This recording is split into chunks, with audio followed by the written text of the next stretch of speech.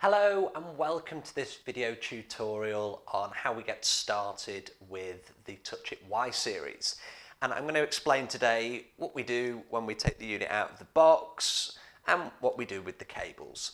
So I've taken my cables out of the accessories packet, which you'll find inside the packaging of your Y series. And the first thing that I'm going to do is connect my power cord. And looking at the LED, you'll find this on the right hand side.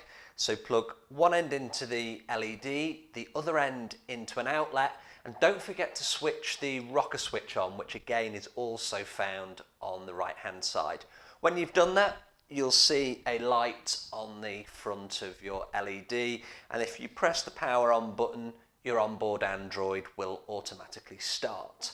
Now, when you come in to connect your computer, so your PC or your Mac, you're going to need the other two cables which came in the packet. You will have a HDMI cable which you'll plug into the left hand side and then into your computer, and you'll have a USB cable again which you will plug into the left hand side of the LED at the back and into your computer, and that will give you the touch.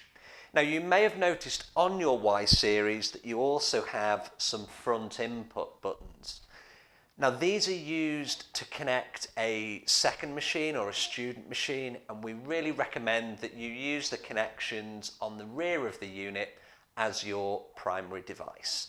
Now, when you've connected your device, you'll be able to see it in the preview, and if you can't, we just tap down and we look for the source with a little green light to show that it's connected, and it will automatically change as soon as you select the source or if you tap the preview at the top of the screen.